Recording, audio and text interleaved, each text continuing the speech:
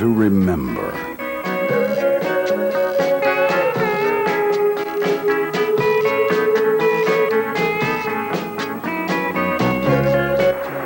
Like anybody, I would like to live a long life. Longevity has its place.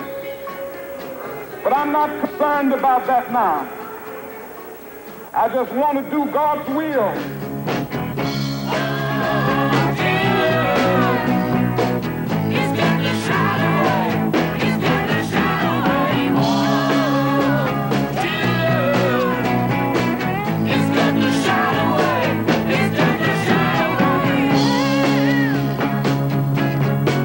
It was a different time. Politicians, sit yourselves down, there's nothing for you here. Won't you please come to Chicago for a ride? Will you help me? Will you tell your friends? Will you whisper it or will you yell it? My thanks to all of you, and now it's on to Chicago and let's win there. Chaos reigned. We can change the world. Rearrange the world. It's dying. If you believe in justice, it's dying. If you believe in freedom, it's dying. Let everything is all right, yes. It's dying. Rules and regulations, who needs them? Open up the door. And then, in that same year, in 1968, a little storefront opened up on Main Street in Sharpsburg. And there was a focus. Here we were in a small community, a river community that really nobody knew anything about outside of Sharpsburg. Those were the days when you were extremely excited about the mission, extremely excited about getting something started. There were elderly people, there were kids, there were all kind of people that had needs. From those needs came a beginning. Down on the corner, out in the street, playing the folk for the plan, bring a nick of happy feet. In the late 60s, as part of the war on poverty, offices of economic opportunity were being established in communities across the country. It was a time to mobilize, to direct energy at a local level to solving local problems. The editor of the Sharpsburg Herald, Jerry Donatelli, became the director of Sharpsburg's Office of Economic Opportunity in 1968. Doug Shields was a high school student. Charlie Teese was his history teacher. When Jerry and I first met, he came to the school to do a presentation for my classes. I was a history teacher at the local high school. He, of course, was a little bit flashy. There were the blue jeans, there were the hair down to here. This is the tail end of the 60s, 1969. And he started talking to us about our civic responsibilities and community action and all the fine things that we should be doing to make the world better. I was struck by just what a commitment to ideals he had. He was a fervent social activist, not in the negative way that sometimes we associate with the late 60s, because those were different times, but in a very positive way. He believed strongly that things could be better than they were, and that if he just stuck with it and had personal commitment and was willing to take personal risk, which he certainly was, that eventually it would work out. I mean, there was nothing ostentatious about it. It was just it was a storefront. But we didn't have any money, and we just took it one day at a time, and we just did it. I remember my first visit to his office, which was a little storefront that had books all over it from the library project and the tutoring project. And we put some bookcases up, and we had books for the kids, and sometimes the kids would come in and steal the books and then would replace the books. It had cardboard walls that were painted. Everybody could hear what anybody else was saying in the office. I think the major factor that kept people going during that time was fear of failure. It was certainly there was a commitment to an ideal, a commitment to a goal. But more often than not, when you got down to it, you were just worried that someday you were going to wake up and realize that you'd missed out, screwed it up. And people kept working harder to make sure that that wouldn't happen. Wash away my troubles, wash away my pain, with the rain and Shambhala. Wash away my sorrow, wash away my shame, with the rain and Shambhala.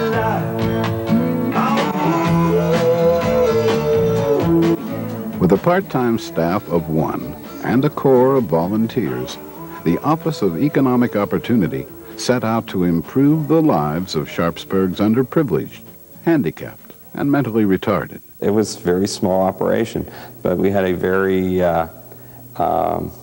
big idea, I guess is what it was. And that big idea was coming out of Jerry's head at a mile a minute. The idea that we had, not just me, but the volunteers that worked with me, was that maybe working together, that we could do something to make things better in this community for people. We've had a corps of volunteers in this organization. Many of these people have been with us for 24 years. We have board members that have 18 years of service. It was something that you always wanted to be a part of. It was something that you always wanted to have a hand in, because you knew that when you're doing something with Jerry and doing something with the people of Sharpsburg, that you were really having an effect. They love to see things happen in their community.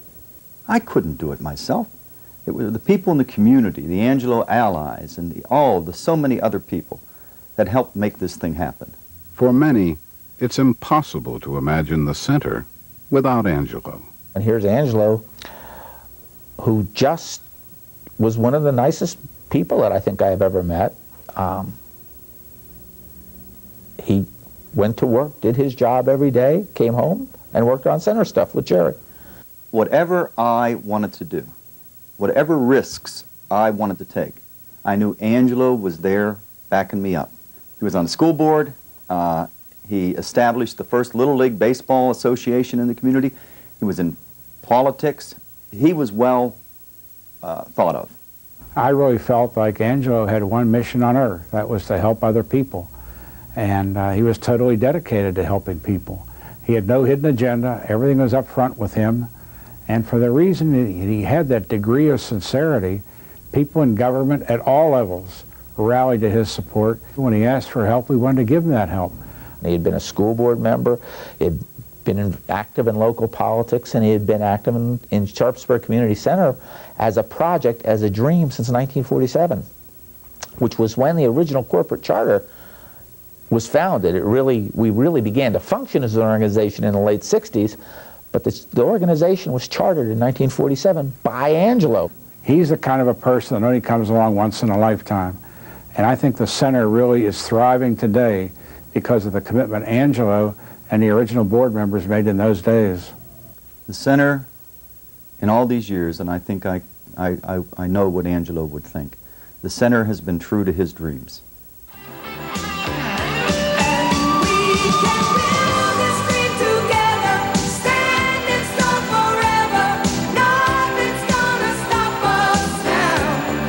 By the early 70s, the expanding role of the center required additional space. In 1972, the center made a major commitment to Sharpsburg and northern Allegheny County when it purchased the old Sharpsburg Presbyterian Church for its new home. It was a major project, and I think that it was just that commitment to the fact that, yes, this is going to happen. There was just no thought that it wasn't going to happen, that it wasn't going to work. It was one of the big risks that we took in the early days because we didn't have any money.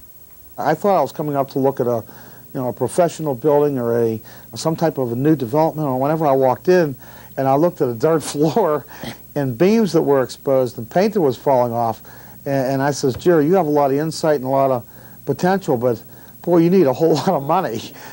And we didn't have the money for it. We didn't have the financing worked out at all. And I can remember just being scared that the whole thing was going to go down the tubes. What the acquisition of this building allowed us to do, and it's been 20-some years now that we've been here, allowed us to expand and to develop the programs that you see in the area today.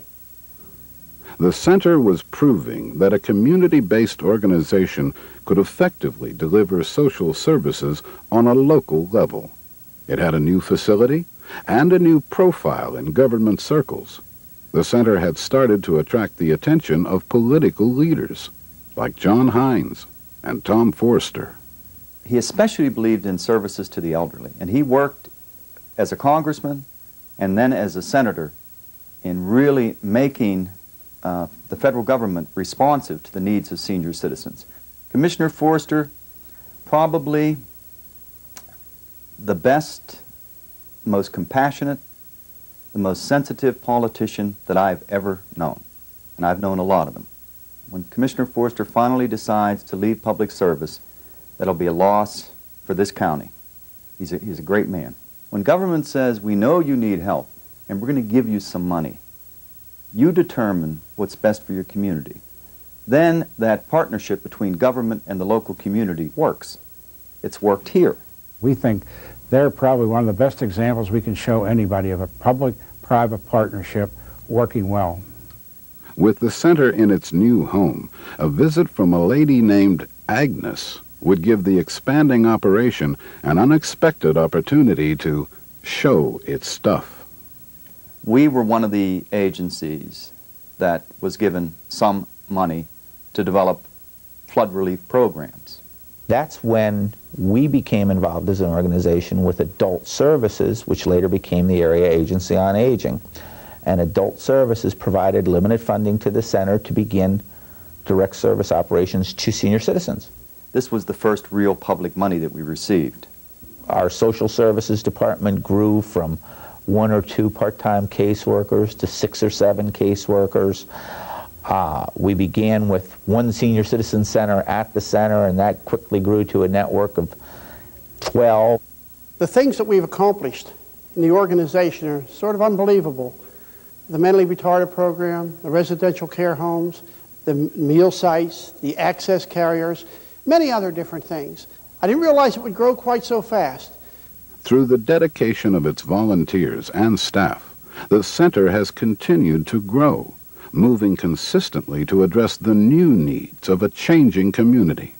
For the past 9 years, 2 of those programs, the Angelo Alley Scholarship and the Donatelli Memorial Book Fund, have helped students with financial needs start their college education. My family has some financial difficulties. My mom's a diabetic, and plus she's on kidney dialysis, so most money goes towards that, and this really helped me out a whole lot for my first year. And maybe without the center, I might have not been going to college at all. Through the commitment of the community, through the commitment of Jerry, and all the many people who have come to work in this place, we have built a very living and breathing and viable institution that serves a multitude of needs. That's the magic of the organization, that we never look at ourselves as getting too old or too complacent or too self-centered. There's always something new to do. This was an effort, a community-based effort, that blossomed into something real and something tangible and something that produces results on a daily basis. Its role is to continue to provide services to people who need those services. It's a simple thing. It's always been a simple mission. That was the mission 25 years ago. It's the mission today. It's going to be the mission in the year 2000. We've been through some things together, with trunks of memories still to come. We found things to do in stormy weather.